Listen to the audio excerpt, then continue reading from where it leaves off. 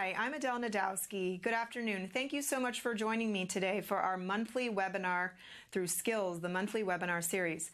Today I will be discussing the topic of providing effective behavioral parent training, wherein I will give a recap of the research of the last 20 years, as well as provide practice recommendations. In today's presentation, I will be first defining parent training and discussing its benefits. Then I will begin to summarize the research findings, as I said, from about the past 20 years. We'll then discuss practice recommendations, and throughout this I will also discuss areas for future research. So let's start by discussing what exactly is parent training.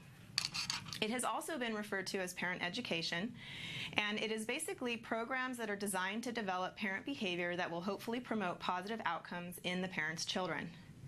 Behavioral parent training is something that has been found through research to be effective. It's been well researched for parents of children with autism, and this is something that is considered an essential part of applied behavior analysis intervention programs. There's many different benefits to providing parent training. Some of these include the fact that it's a cost-effective model of service delivery.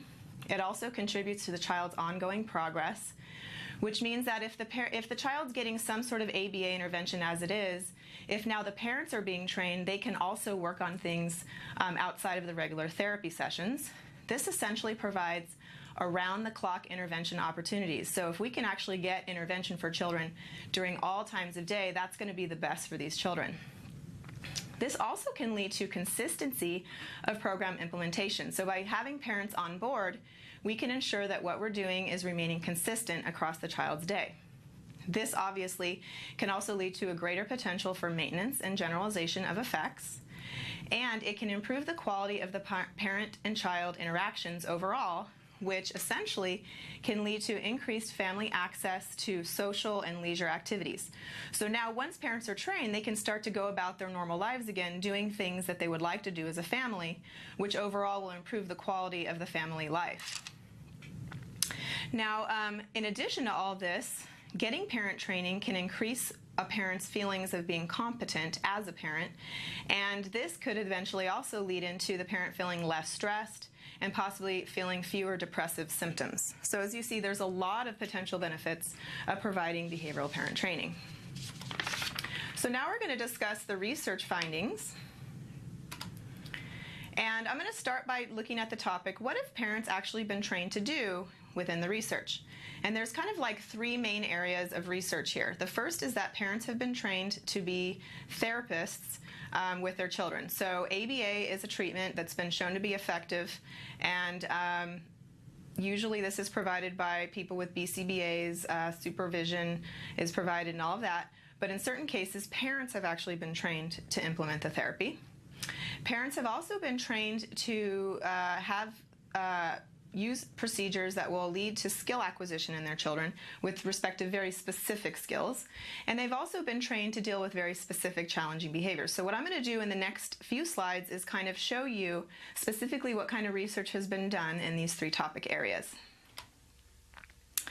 So we already know that intensive ABA, or applied behavior analysis type intervention, is effective. There's been repeatedly studies showing this. However, in addition to that, we know that there are obstacles that parents go through when it comes to securing ABA programs for their children. So for one, the demand far exceeds the supply of professionals that are available, especially with the current rise in autism. And oftentimes families, even if they can find a professional, might have difficulty with securing funding to be able to get the intervention. And when they can't get funding, then they can't even afford the intervention. So one possible solution for this that has been looked at is to train parents to actually deliver the ABA-based therapy directly to their children. A few studies have looked at this and have found gains in adaptive language as well as intellectual functioning in the children with autism that participated using this type of model. However, little is known right now about the long-term improvements and the effects on core deficits related to the autism diagnosis. So more research would be needed to really take a look at how does this affect children in the long run. Now, with respect to training parents to deliver interventions that are going to deal with them teaching specific skill sets to their children or skill acquisition, there's also been quite a few studies that have been published where parents have successfully been trained to implement certain procedures that will lead to teaching the children these skills. So let's look at some of the examples of the research that I found in doing my lit review. Parents have been trained to implement discrete trial teaching. So this is a little different than being trained as a therapist, because being trained as a therapist involves everything. But when doing intervention using ABA, there's other things besides discrete trials. A lot of times there's natural environment training, there may be precision teaching, those kind of things as well. So this is specifically parents just being trained on how to use discrete trial teaching, and it doesn't necessarily mean these parents are completely responsible for the treatment management of their children. There's also been research training parents to implement the Picture Exchange Communication System, also referred to as PECS program, with their children, as well as quite a few different studies teaching parents to implement naturalistic procedures for teaching language. So these come by a lot of different names, but some of the studies that have been looked at, you can see here, taught parents things like modified incidental teaching, just to name a few. So there's a few ideas here as to some of the naturalistic procedures that have been used. There's also been a few studies teaching parents to deliver ABA-based type treatments for teaching daily living skills. So anything from activity schedules or shopping all the way up through toileting and learning to wash your hands or put your shoes on. So some of these kind of studies have also been done, and parents have been trained successfully. And there's also been some studies training parents to deliver interventions that have to do with social and play skills. So for example, teaching parents to use script fading in order to get vocal initiations during play, or teaching them skills to get imitative play or joint attention. So these are just some of the examples in my lit review of some of the different skill sets that parents have been equipped with learning how to implement procedures with their children to gain these types of skills in the children that they are working with. Now let's look at challenging behavior. Along the same lines, in my review, I found parents have been trained to implement experimental functional analyses. So this means they're acting as the therapist in an experimental functional analysis, which is done to determine the function of the child's challenging behavior. They've also been trained to implement functional communication training, which is usually used to teach the child some sort of communication behavior that will take the place of the challenging behavior that they're engaging in. They've also been taught things like response blocking, and particularly for behaviors such as object mouthing, as well as have they been trained to implement procedures to deal with their children's sleep difficulties. In addition to these, they've been trained various techniques for dealing with their children's noncompliance, as well as many different techniques for dealing with their children's feeding problems. I found this interesting to see how many studies actually have been done teaching parents how to deal with their children's feeding problems, because this is an area that's pretty common in children with autism, and more studies are looking at that. So again, these are just some of the examples of where parents have successfully been trained to implement ABA-based procedures for tackling issues when it comes to their children's challenging behavior. I'm going to now switch gears a little bit. We've been talking about, what behaviors have parents been shown to be able to deal with through parent training, and we see it's been effective in many different situations. But now we're going to talk about the research that exists with respect to the service delivery model of parent training. And there's many different elements that are involved in a service delivery model for parent training that I'm going to discuss with you in the next few slides. So we're going to talk about trainer and parent characteristics, training settings, lengths and intensities, formats and procedures, procedural integrity, generalization and maintenance, as well as social validity and parental adherence. So we're going to start first talking about the trainer characteristics. So from research, little is known about what trainer characteristics actually contribute to the best outcomes. And also very little is known from research about what level of knowledge is actually required of parent trainers. So one interesting study that came out by Ingersoll and Weiner in 2011, they actually trained teachers to deliver parent training, and they trained these teachers during a 2-day workshop. They found basically that parents improved their implementation of strategies, but they also found that there was still some room for improvement. And my take on it was, I kind of questioned this, that perhaps maybe because the teachers were only taught to be parent trainers across a 2-day workshop, that may have possibly contributed to why they found that parents could still improve. However, obviously, this is only one study, and more research would definitely be needed before any conclusions can really be made. So now let's talk about parent characteristics. Obviously, culture, socioeconomic status, and other family variables can possibly influence outcomes as to what happens with parent training, but really there's little to no research on this at all. In the research that I reviewed, I did find some information on mothers versus fathers. What was interesting is that most studies have trained mothers to implement procedures with their children. There has not been enough research yet to suggest that it even matters whether mothers or fathers are trained, but there have been a couple studies to give a little insight on this. NEEF in 1999 successfully trained 20 mothers and 6 fathers to teach skills to their children. Now, obviously, there were more mothers involved in this than fathers, but we see that the 6 that were trained did it successfully, whereas Sung and colleagues in 2006 actually found that it might be necessary to modify programs to accommodate fathers. For example, we may need more flexible scheduling, maybe to go around their work schedule, and maybe more flexible settings. So even maybe bringing the parent training to their office during breaks and things like that. So those are just some considerations when it comes to parent characteristics. Now let's discuss what the research says about the training setting. In reviewing the literature, parent training has basically been shown to be effective in multiple settings. So for example, it's been shown to be effective if it happens in a clinic. And in some cases, we've even seen the research showing that there's generalization to the home that has been found after parents have been trained in the clinic setting. It's also been found that parent training is effective when done in the home. And then there's this third model where maybe we do parent training in a clinic first, and then we follow this up in the home. Overall, the research doesn't show that there's one particular setting that's better than another, so that is unknown at this point. It just seems as though pretty good results have happened in all of these different settings.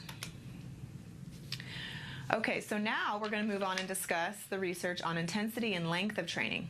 So intensity basically refers to hours of training per time period. So that would be something like if I was going to do training for 2 hours a week, or if I was going to do training in 25 hours, that would be my intensity.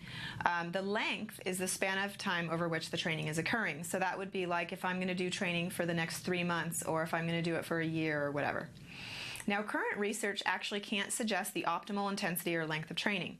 In reviewing all of the parent training research, I found basically that the delivery has varied greatly.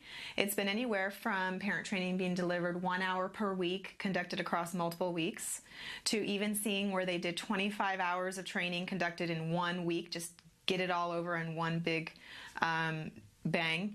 And what's interesting with those kind of studies is the reason that was done that way is because these families lived in geographically distant locations. So it wasn't possible to do training over extended length of time.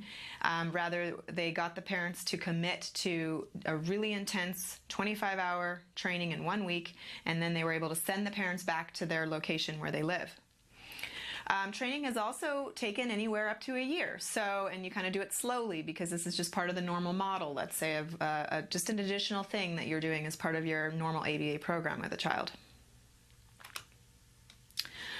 All right, so now we're going to talk about training formats. There's a lot of different formats. This first format that I'm going to discuss is self-directed formats. This would include things like books, DVDs, online programs, or other technology solutions. Some studies have actually supported the use of self-directed formats. So for example, Neft and colleagues in 2010 trained parents to use pivotal response training using an interactive 2-hour DVD and a manual, and they found success with that.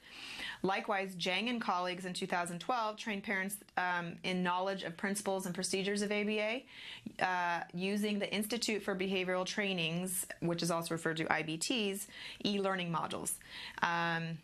So these are just a couple of studies and some examples where positive results were found using these self-directed methods. Now, others have found them to be either ineffective or to be less effective than in-person training. So for example, Young and colleagues in 2012 found only weak effects for 2 out of 5 parents who completed a self-directed package on discrete trial teaching, or DTT.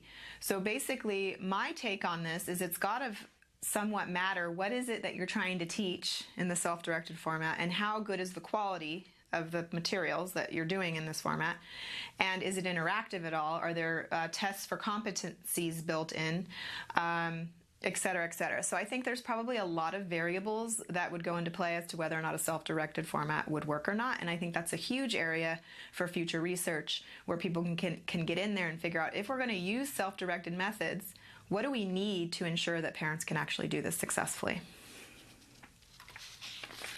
Another training format that has been researched is this idea of group versus individual training. Parent training can be effective using either or a combination of these. So looking through the studies, most studies have been used, most studies used individual one-to-one training. However, some studies have used group combined with one-to-one, so they maybe meet for the group, they go over some basic concepts or touch upon concepts more generally speaking, and then they go out and work one-on-one with the families with actually implementing what they learned. And then there's been other studies that have done only group training, and these have been successful in some of these different formats.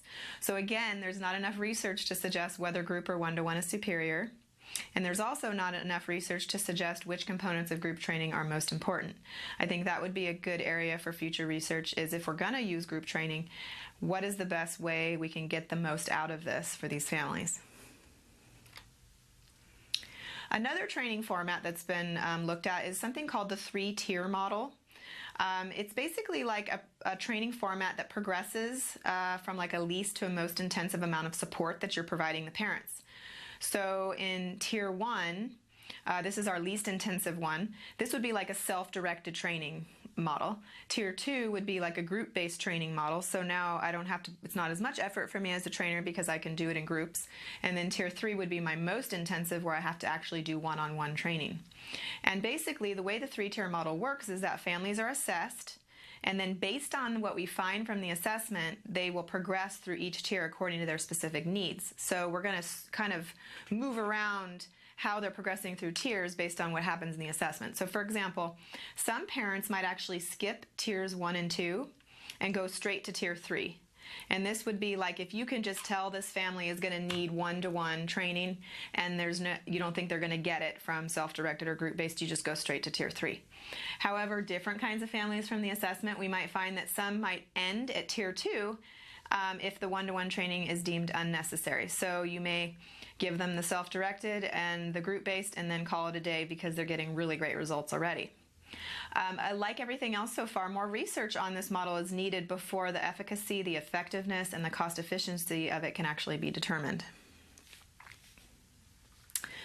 Another format is referred to as the pyramidal model, which is also known as the train-the-trainer model. This measures the extent to which trainers are able to train other care providers. So usually they're going to be training another family member, or maybe even like some sort of a professional that's involved with them. Simon in 2005 trained parents in the pivotal response training, and those parents then successfully trained other care providers. And then Neef in 1995 trained parents who trained parents who trained parents various skills. So what I mean by that is they trained one group of parents, that group then went and trained another group of parents, and interestingly enough, that second group was able to go and train a third group of parents. Now that's really cool, because basically the potential benefits here are very wide. The spread of effect becomes larger and larger. We're able to impact more and more people through that kind of model if it can actually be done right. It obviously is going to enhance cost efficiency and support and provide a support network for parents. It allows them to train each other and to learn from one another, which obviously helps with support of friendships and everything else. And it allows for maintenance of skills learned by the parents who become trainers, because we know that in order for someone to truly understand the things they're being trained in, the best way to know they get it is if they can train someone else, not if they can just talk about it or if they can implement it. But being able to train another person means you really get it. This seems like a promising option for families that are especially in geographically distant areas because it allows families to get trained and then go train other families that are local to them. Okay, now we're going to shift gears and talk about training procedures. So what do I mean by training procedures is if I'm training families or parents on how to teach skills or deal with challenging behavior, what methods am I using to train them?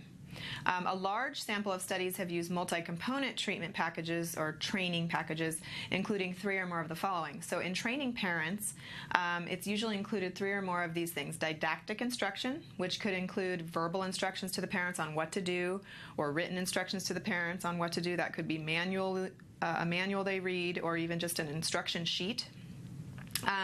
Also modeling, so showing the parents what to do with their child. Either it can be done live or it can be done via video modeling.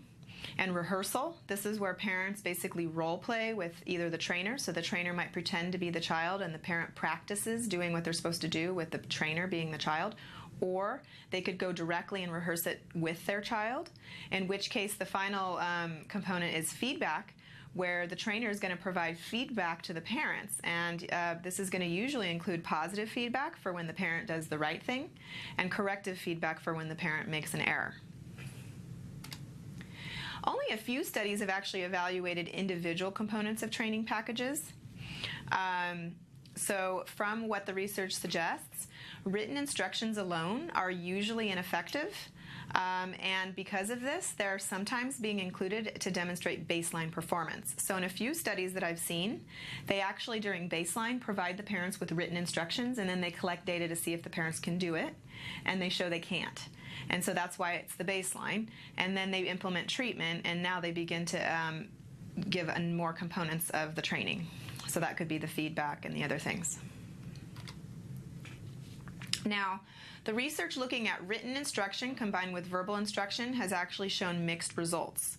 So, for example, Mueller and colleagues in 2003 found that verbal and written instruction, they found when using this, it was as effective as packages containing more components than this. So they were showing, wow, I only need to use verbal and written instruction. I don't need necessarily the rehearsal and the feedback and all this other stuff. But Lerman and colleagues in 2007 found parents receiving verbal and written instructions demonstrated accuracy, but only on some skills, and that feedback was needed to learn the remaining skills.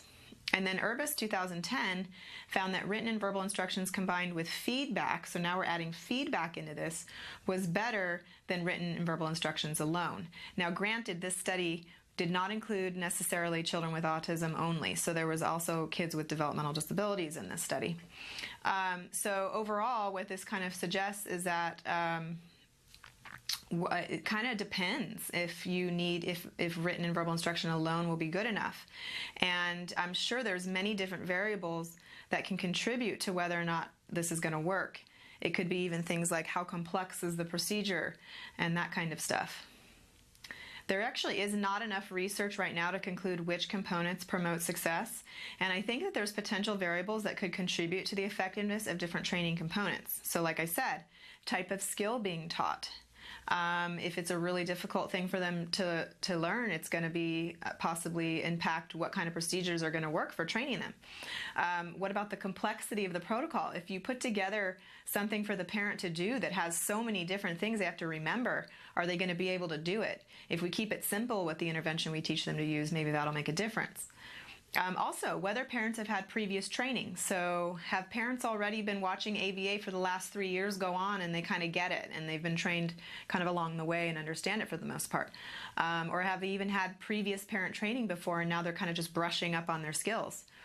Also, what about the parent motivation and their stress and depression and income and education and reading levels? I would think all of these things would impact what you need to include in a training package for the procedures you're going to use to train the parents. So future research questions on this would be which treatment methods are actually necessary and which variables are associated with the success or failure of particular methods. Those are some wide open areas for future researchers.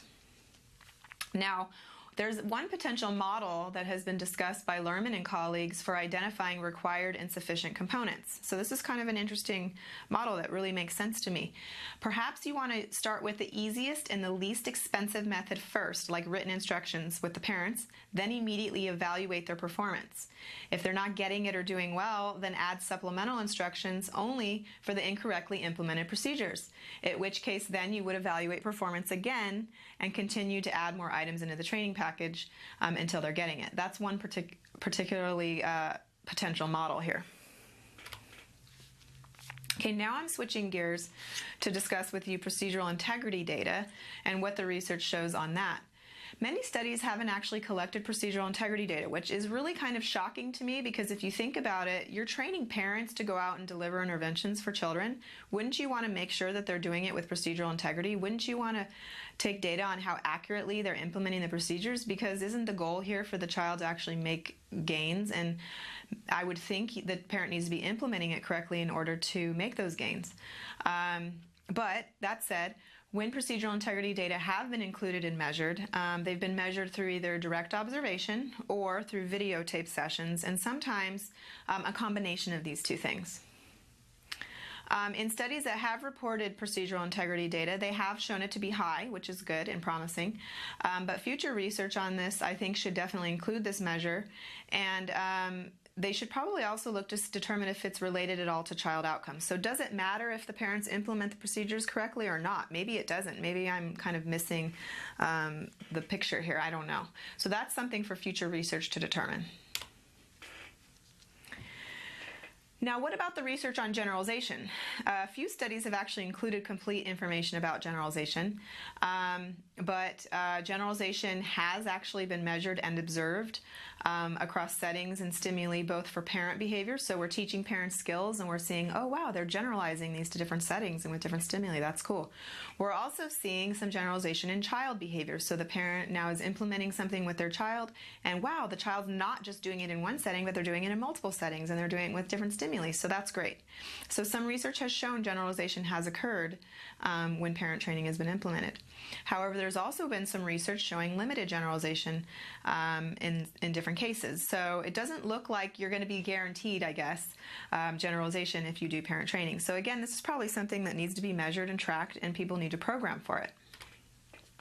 Now, like generalization, maintenance as well, few studies have included complete information about this, but the studies that have measured it have oftentimes shown maintenance to have occurred and be observed several weeks to even 1 year post-training, both, again, for the parent behavior. So the parents are continuing to implement the procedures that they've learned for longer periods, which is great. And the child's behavior has continued to maintain in the positive direction that was achieved during the parent training. However, again, like generalization, in some cases, lower levels of responding were found during maintenance for parent behavior and child behavior. So we're not always seeing maintenance. It's sometimes and other times not. And so again, this is something that will need to be programmed for and probably measured in parent training programs. Now, the research on social validity. Many studies have not included measurement of social validity, and there's oftentimes methodological weaknesses in how acceptability is evaluated. But for the studies that have actually collected social validity data, parents have generally reported being pretty satisfied with the training that they've received. And a very cool outcome, Neft and colleagues in 2010 also collected data on parent confidence ratings. So they actually asked parents, how confident do you feel during your parent-child interactions now that you've received parent training? And they found an increase. So parents were verbally reporting that they felt a lot more confident.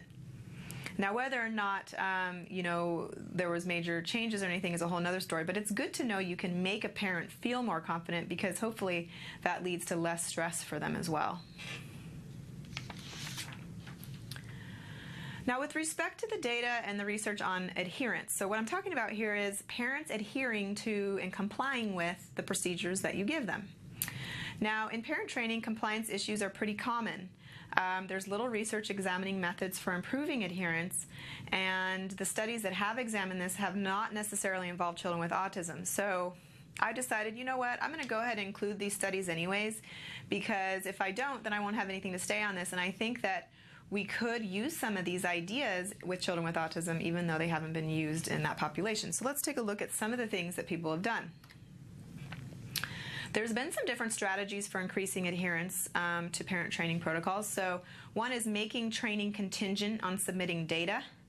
Another is making training contingent on completing assignments.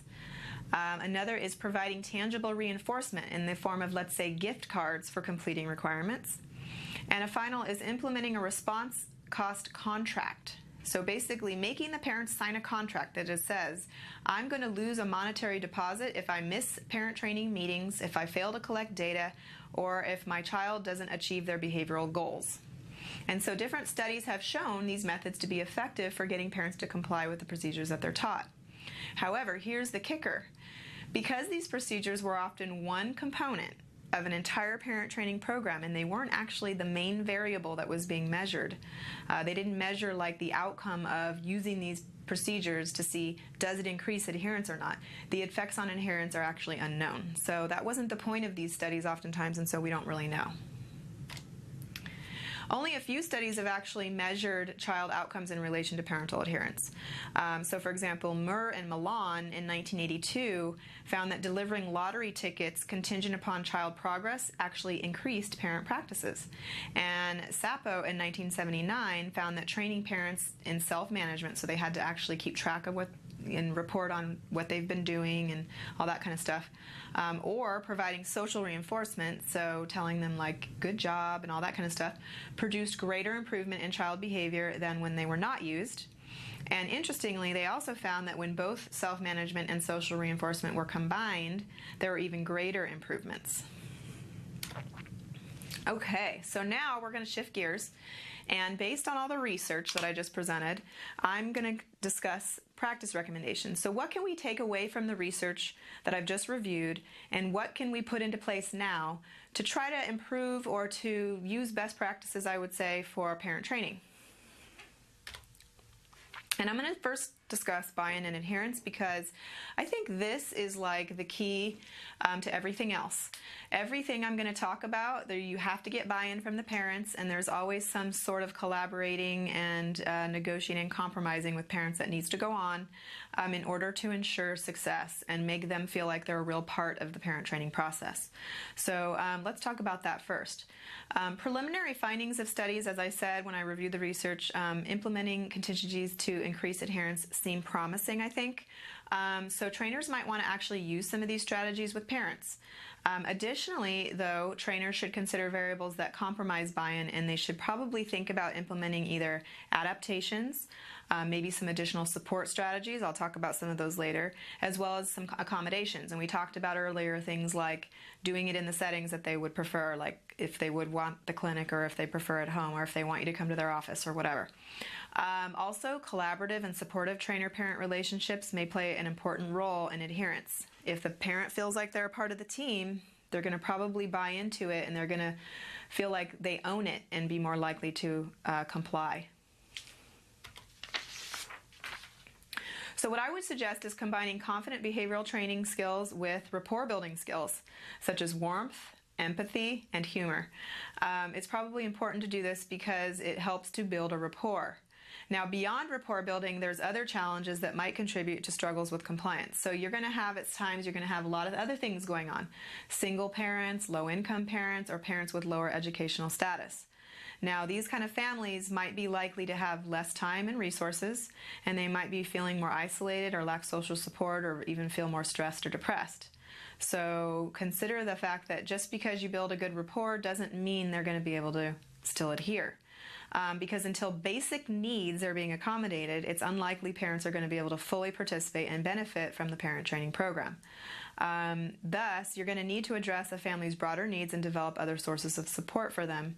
And implementing strategies are likely going to hopefully increase social validity. So, let's talk about child target behaviors and goals. How do you choose as a parent trainer what you're going to teach the parents to focus on? What target behaviors and goals do we have for the child? Well, early stages of parent training involve determining this, and there's many variables that might impact treatment outcomes, such as the child's age, Sometimes if they're younger, it might be easier to implement certain things. Previous treatment, if they've had previous treatment, they might be used to already complying and responding to ABA-based type interventions. The child's acquisition rate and level of functioning, if they're a very quick learner, that will definitely impact what kind of methods you're using versus if they're not, and also the severity of the problem. Now, it's critical to consult closely with the parents to identify their needs and their priorities, and you may simply just ask them, what do you want to work on with your child? What's really important to you? Pick your top 3 things that you want to accomplish in our parent training. Collaboration of this sort might reduce the parent's stress and also improve their buy-in. And another big thing here is that you should probably assess the parent's expectations about the training and the intervention. So find out, what do they think is going to happen when you provide this parent training, and what do they think is going to be the outcome of it? Because if their expectations are too high, then they're not going to feel like it was worthwhile. You might have to help them to lower their expectations a little bit, or to come up with realistic expectations and those sorts of things. All right, so what does the research tell us about what interventions to teach parents? So we figured out our goals. We know what things we want. The parents know what things they want to work on for their child, what they want to improve. And then now we have to decide, okay, so I'm going to help the parent to increase, maybe let's say, the child's social communication. I have a lot of options about what procedures I could use for that. A lot of different naturalistic teaching procedures, etc. So this is now the time, once goals have been selected, to figure out what interventions are going to be used. So in doing this, it's necessary to think about the family and choose interventions that parents feel comfortable with and that they're likely to adhere to. So you can give them options and tell them, here's how we could treat this behavior. We have option A or B. Do either of these sound something, do you feel more comfortable with one or the other? You're going to want to choose things that are responsive to the values and the goals of the parents. What's interesting is that sometimes the things we ask parents to do don't actually mesh well with their overall philosophy on life, or the way their values about raising children and things like that. So it has to be considered. You might also want to use the parents' previous experience, their knowledge or skills that they already are presenting with, so that they can be set up for success. And you should probably think about choosing interventions that are compatible with the family's typical routines and culture. Culture is a big thing that's very important to also consider. So if you design a program that's compatible with the family's daily life, this will ensure higher procedural integrity, hopefully, be truly meaningful for families, and ensure good contextual fit. Mose and Freya in 2002 found that parents rated the sustainability of intervention higher, and greater gains were made when family context was addressed. So rather than coming up with your interventions in a vacuum and saying, okay, well, the research says it always works if we use this intervention to teach this type of skill, that's what I'm going to have the parents do. Instead of doing that, looking at the family context and figuring out something that will fit into their world, supposedly is something that parents rate. They're going to be able to sustain this for longer. That totally makes sense. And interestingly, greater gains have been found. So definitely important to do that. Now, also when choosing your interventions, though, you're going to want to choose interventions, obviously, with empirical support. So you're not just going to choose things randomly. It's going to be stuff that has been shown to be effective in the literature as being able to teach certain skills or reduce challenging behaviors in children with autism. Now, interestingly, though, there isn't a lot of research looking at whether or not interventions are work when they're implemented by parents or not. We know a lot about what interventions are effective to teach certain skills in ABA, but that doesn't necessarily mean parents were the ones implementing them. There have, however, been a few comparison studies where these researchers have compared teaching the parents maybe like 2 different procedures to teach the same skill in their child, and looking to see which one had the best effect. So it's kind of an interesting line of research. Charlotte, Christie, and Carpenter in 2012 found that parent-implemented modified incidental teaching resulted in better acquisition of target phrases than using incidental teaching and discrete trial teaching. So they actually taught parents those 2 things and then found one worked better than the other. Yoder and Stone in 2006 found PECS was more successful in increasing spoken communication in child participants than responsive education and pre-linguistic milieu teaching. Now remember, all these studies were done with parents, these ones that I'm telling you about right now. And then Smith and Lerman in 1999 found that guided compliance led to better child compliance than when parents were trained to use high probability instructional sequences. So there might be something to this, that perhaps training parents to use certain procedures will work better than others. And this is just something that there's very little research on right now. Now, also when choosing your interventions, choose ones that will be supported by real-life contingencies. So for the most part, it seems as though naturalistic teaching procedures might be well suited for this because they're easy to individualize and fit into the family's routines. They may possibly result in lower levels of stress for the parents because of that. It doesn't feel like you're adding too much on top of what they already have to deal with. It could create multiple learning opportunities throughout a day and possibly promote generalization. And it may even speed up treatment gains and produce less problem behavior compared to more structured drill and practice type methods. So just something to consider. Let's make this as natural as we can for the parents and just something that they learn to do every day in every interaction instead of an individualized teaching session where the parent has to go and sit down with the child and teach them something right now, because that kind of increases the response effort on the part of the parents, doesn't it? Trainer characteristics. Let's talk about that for a minute. Well, we know clinicians are typically trained to design interventions. They're not necessarily trained how to be parent trainers. That's interesting, right? Being skilled in implementation doesn't mean you're going to be able to train someone else to do it. So trainers must learn to deliver both reinforcement as well as provide corrective feedback to parents in ways that motivate them. So they need to learn to implement the exact same principles that they do with the children they work with, but they need to do them with the parents. Make sure the parents are getting feedback and that they're getting reinforcement for what they're doing. Otherwise, they're not going to want to continue. Trainers must also emphasize collaborative approaches and have well-developed rapport building and empathy skills. So these are all things that will probably be pretty important in a trainer in order for them to be successful. Now, what about parent characteristics? Well, obviously, we're going to have to identify who are we going to train. And if we can train both parents, that would be awesome because it will lead hopefully to more consistency and possibly better generalization. However, that can't always work. In fact, if you have a working parent, then you probably would be better off training the non-working parent because by default they spend more time with the child than the other parent. Also, consider the fact that there may be other family members living in the house who spend a lot of time with the child or particularly not working as well, like maybe a grandmother or a grandfather. Maybe they need to also be trained. Other considerations with respect to parent characteristics, though, is you got to think about the fact that there might be differences in parental approaches. And that means that basically one family's approach to parenting might be a little different than another, and so that might tweak how you would do things. Also, different strategies might be implemented if you're training a father versus a mother. You've got to think about what they're going to feel comfortable with. Their educational backgrounds matter, so keep materials at their reading level. And finally, cultural variables are also important to consider when developing your parent training. Historically, culture and ethnicity has been pretty much ignored. There's not really any research addressing the influence of culture on training success for parents of children with autism, and it has been suggested that ignoring these factors could actually hinder success. So trainers should be aware and sensitive to the cultural attitudes and parenting practices, and they should also make sure that they're aware of their own cultural biases that may become a barrier to effective training. And overall, trainers should be flexible and use an individualized approach, realizing this will be the best for the families because it ensures that they have a trainer that is on their same or thinking about their needs. So for example, maybe they need to make sure that they have someone to train them who speaks their same language and those kind of things. It's going to make the family feel a lot more comfortable. Okay, moving on to training setting. From the research, it's unclear right now whether training in the clinic versus home is superior. So all I can really do is talk about some advantages and disadvantages of each.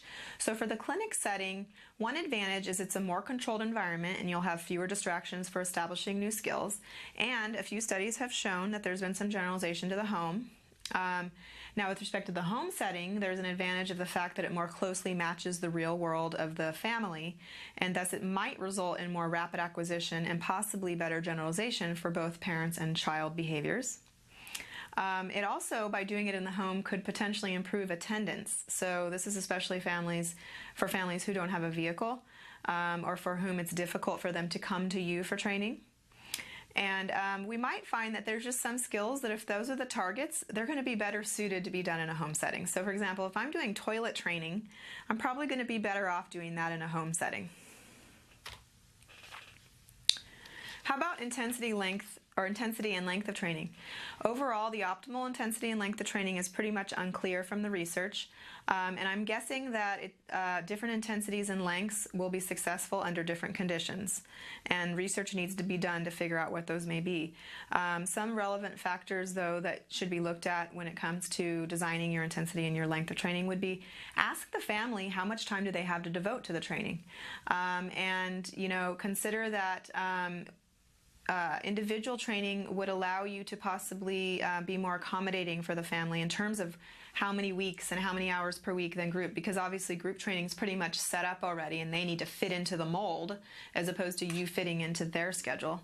And realize that flexibility with scheduling and or reducing time commitments might actually increase parental adherence. So that's something to consider. Maybe being a little more flexible and not being totally stuck on how many hours a week you're going to require or whatever. Group versus individual training. It's unclear right now whether group versus individual is superior, so this is something you'll probably need to individualize on a case-by-case basis. There's a lot of advantages of using a one-to-one or an individual format. It allows a high degree of individualization, obviously. You can schedule your training around the family routines, which will hopefully increase attendance. And the content of what you're training them on can be tailored to their very specific needs. It can also be done in a variety of settings, which may aid their generalization. So if you're doing one-to-one, you could, meet in community locations and things like that if you're teaching those kind of skills. It also could allow for greater focus on providing practice with feedback. So if I'm doing individual training, I have the opportunity to give feedback much more often than I would in a group training setting. However, there's also some advantages of group format. For one, it's more cost-effective and time-efficient as you can train more families at once. And this is also a really good option for people that are in remote areas because they can travel to come to a training and then go back home. And group training also can possibly facilitate mutual support amongst the parents, and that could eventually maybe lead to a decrease in parent stress because now they've met all these other people who are going through the same things that they are going through. Okay, so what can we say for practice recommendations on what procedures to use to train families? Well, we do know that multi-component packages work, but we don't really know what components are necessary. It does appear, though, that written instruction alone is inadequate and that feedback plays an important role. So my suggestion would be use as few procedures as necessary to get your desired results, but it's probably reasonable to assume procedures should at least include feedback and something more than written instructions.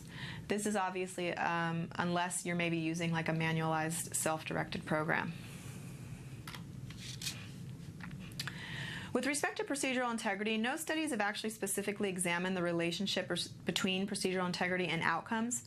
Presumably, though, high procedural integrity would probably contribute to the effectiveness. So I would suggest training parents to high levels of procedural integrity and continuously monitoring the parents' performance. And when you find that procedural integrity is low, you should adjust your training protocol and provide more training.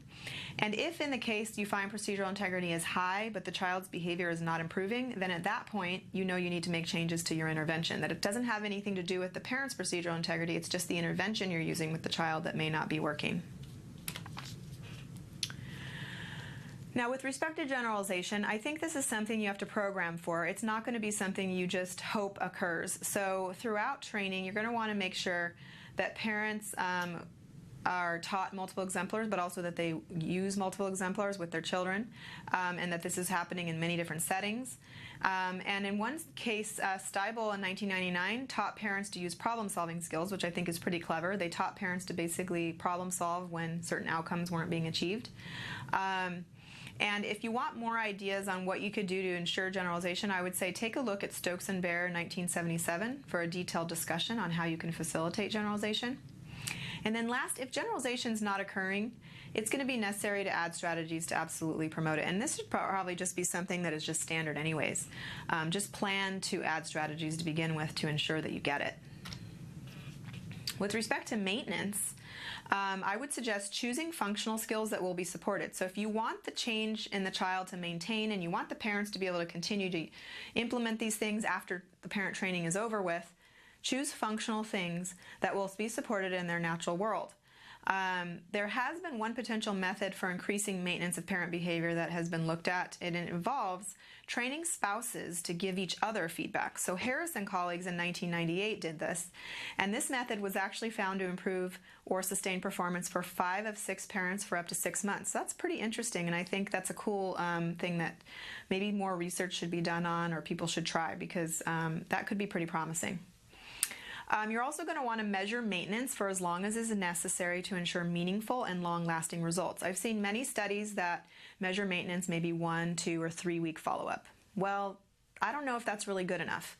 I don't even know if 1 month follow-up or 3 month follow-up is good enough. I know it's harder to do that kind of research, but we need to make sure that if we're doing this, we're not wasting anybody's time in the long run. We want to make sure these changes maintain for the long term.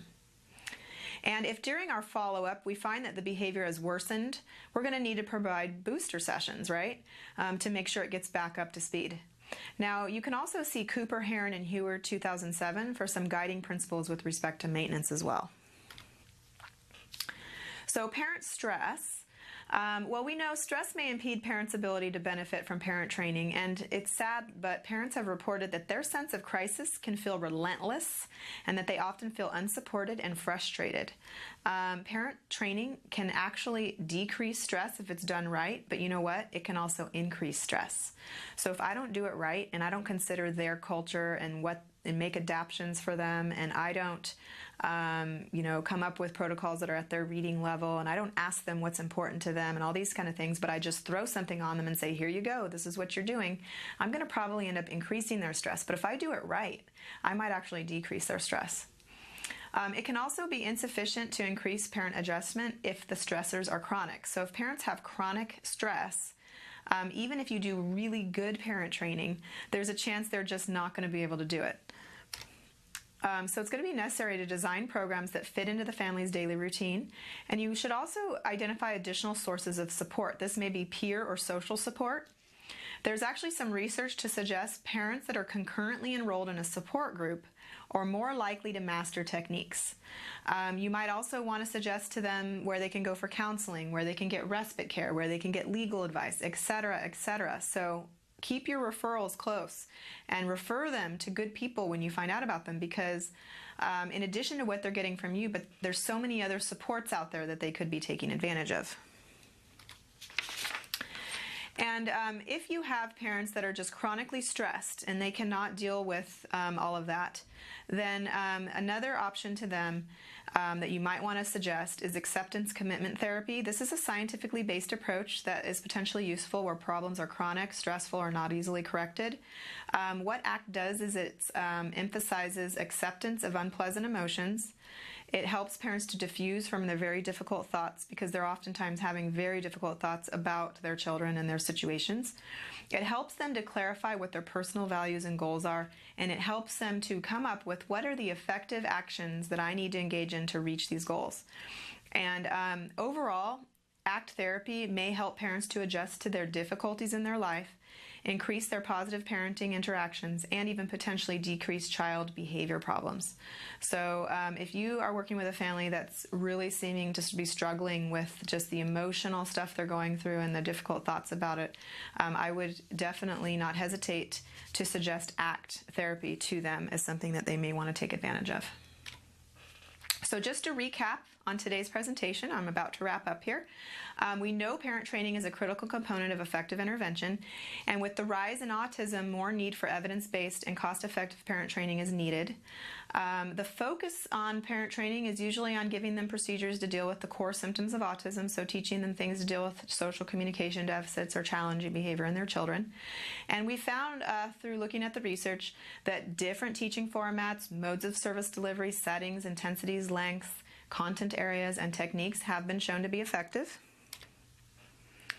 Trainers need to be held accountable for ensuring high procedural integrity and generalization and maintenance, and its individualization of programs is going to be essential for ensuring parents stay committed and continue to use the taught skills while resulting in the long-term positive outcomes for the family as a whole. So trainers should definitely identify any variables that could affect outcomes, including stress and other mental health issues, parent expectations, cultural and socioeconomic factors, as well as family structure. And so I thank you so much, and I actually have a little bit of time to answer some questions, so I'm going to take a look here and see what questions are coming through. Okay, so my first question says, when training parents, do you have any thought on how to introduce the steps of what they are being trained to do? For example, if they are being trained to be therapists, they have to learn an overwhelming amount of information. So if there's a lot of information, basically, is what they're saying that the parent needs to learn, how do I get that information across to the parent? Do I teach all of it at once, or is there some other way? And that's a really good question that needs to be researched before really solid conclusions can be made in terms of what the recommendation would be. But I can tell you that I have heard of models before. I don't know that there's necessarily any research on this, but where you would get the parents involved and throughout you would maybe show them everything it is they're going to be doing, but you do it all, and they just kind of watch. And then from there, now they're done doing that, so they understand, okay, I'm going to be doing all that. And then the next day, you have them do one component and you do everything else.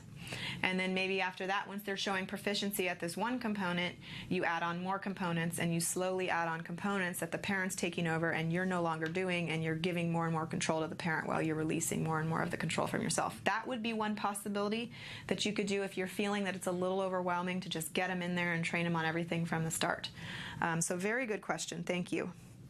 Another question I have says, I'm looking for self-directed e-learning to recommend to parents. Can you tell me more about the Institute for Behavioral Training's modules? What do they teach? That's a good question too. Thanks for asking.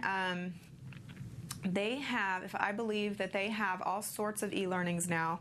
The last time I checked, I think they had e-learnings for parents specifically, but also for other populations. The kind of things that they teach to the parents are like general information about, exactly what autism is, what ABA is, different procedures for how you teach skills to children using ABA techniques and principles. So they teach them things like how to implement shaping, chaining, how to do discrete trial teaching, how to actually evaluate your child to see if they're learning through collection of data, and how to make sure you're getting maintenance and generalization. So basically, like everything you would need to know to have a really good ABA program, basically. All that kind of stuff is in there. And they may have even added more since the last time I checked, but for the most part, it would be anything they need to know to be able to even just do an ABA-based therapy program for their child. Okay, question 3 says, I am working with a family that I think could benefit from the acceptance commitment therapy. Can you tell me what resources I can give them? Okay, so that's a very good question too. Thank you for that. Let me think here. There is a website they can go to. Contextualscience.org. Contextualscience.org. They can go there, and I think they can look up through a directory for an ACT therapist in their area by maybe typing in their zip code or something like that. So that's one way they can go and try to find an ACT therapist. Or you could do that, and then you could tell them what ACT therapists are in their area. There's probably also many ACT workshops and things that they might even be able to find out through that website and sign up for. But there's also books. So one book that was specifically written for parents is called The Joy of Parenting, and I don't remember all the authors, but the main author or first author I think is Lisa Coyne, and it's spelled C-O-Y-N-E. There's another 2 books that are really good by Russ Harris. One's called The Reality Slap. Russ Harris is actually an ACT therapist, but he's also an MD, and he has I believe, a child with autism, and he writes about what that's like as a parent and what happens for a parent, but he also provides tons of strategies or whatever for dealing with it. And then he also wrote another really good book that's just generally about ACT and very helpful for anybody, called The Happiness Trap. So that is what is this? Yeah, Russ Harris. So check out those books and that website, and hopefully you'll be able to learn quite a bit for your families through that. And actually, that is all we have time for today for questions. Thank you so much for attending today's webinar. Please know that this webinar will be available to you in the future on the Skills YouTube channel, and we hope to see you again in future webinars. Take care.